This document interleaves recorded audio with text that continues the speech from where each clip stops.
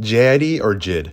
I know many of you who have watched my Kanye video have seen the little pyramid I made listing out my top favorite artists ever, and while many of it is still true to this day, I still hold a deep appreciation for all of them. There's been a significant amount of changes made to it. In other words, it's outdated.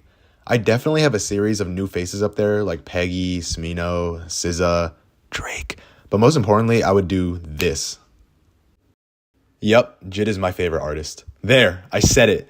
That doesn't mean I think his music is objectively better than a Biggie or a Jay-Z, but he's for sure my personal favorite. Now, JID has some mixtapes in the earlier part of his career titled Cakewalk 1 and 2, Root of All Evil, and Para 2. I'm not going to be including them in this video because of the insane quality difference when compared to the work he puts out nowadays, but don't think I don't know about them. They just sound like a mix of Childish Gambino and Lil Wayne. They'd all just be at the bottom of the list anyways. But what I will be including is his DiCaprio 1 and 2, The Never Story, and The Forever Story.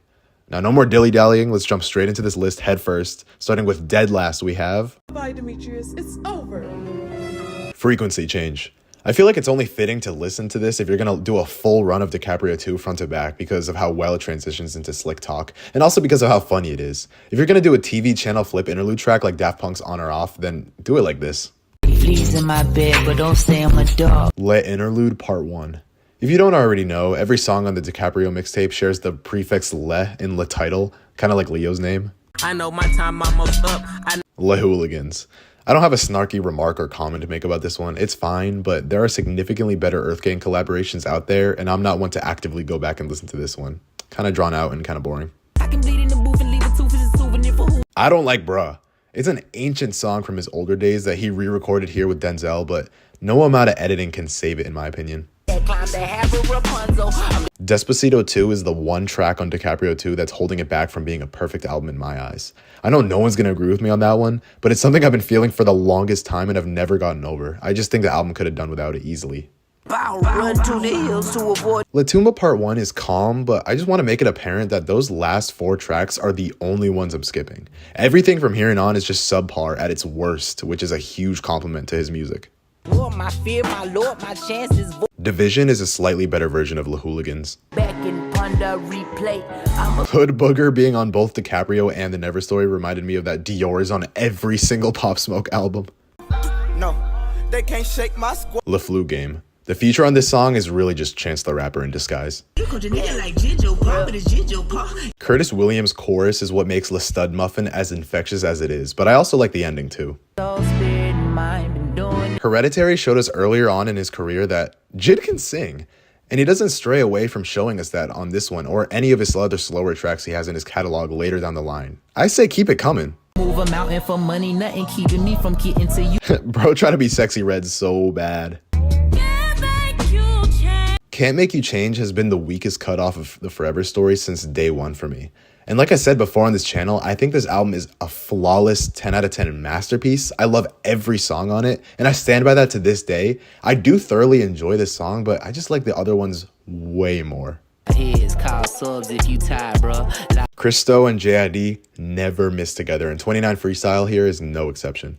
Don't you know that everyone's a star? Doo-Wop is a short but sweet intro that parallels Galaxy. These 2 tracks are absolute ear candy. I love how he did both of these considering both albums share a similar theme. I understand if y'all advocate for a higher placement for Lauder, but I'm not feeling it like y'all do, I guess. It's cool. But that's it. Everybody gotta be something. Somebody talks about how everyone wants to be someone and delves into the process of what that looks like to manifest attaining one's goal or dream. In this case, JID managed to get signed by Dreamville, making himself known as a talented rapper, so hey look, he's somebody to me.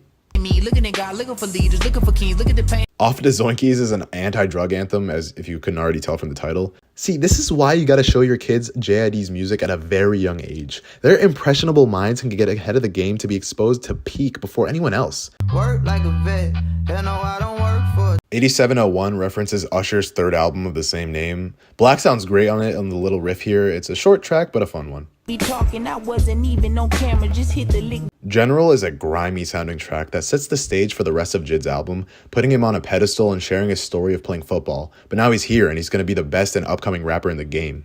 If I puzzle this little picture, she probably... Le Hornies is just hard. Tell the truth is all bad. All Bad is a really soft and quiet melody confessing to his lover that He's all bad. Put your finger on the trigger as you're looking at the mirror. Lauder 2 is an obvious sequel to Lauder, which is cool because Lauder talks about the big dreams JID has about becoming big, and Lauder 2 is an introspective cut revealing his mindset and thoughts now that he's actually here. They ain't half of what I'm cooking up. Taraji Hotbox is a fire song with a fire cast.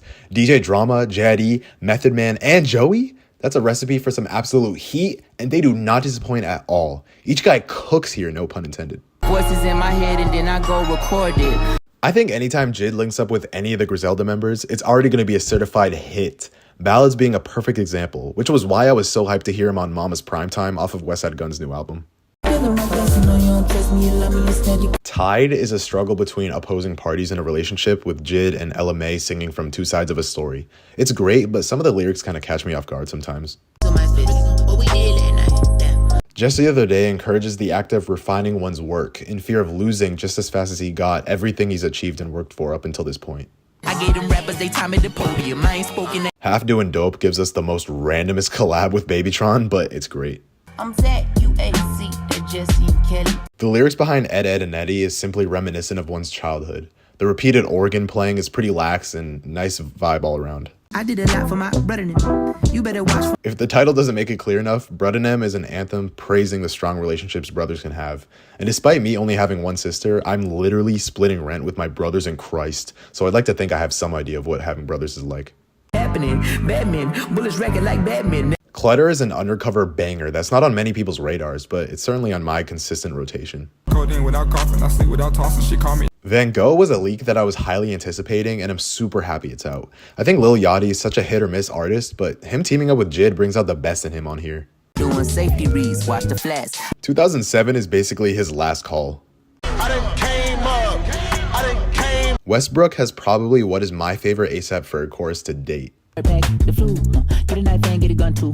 Can't Punk Me has some of the most impressive speed and rap in recent years. It has a feature from Dreamville's dynamic duo Earthgang who matches JID's pace and energy extraordinarily well.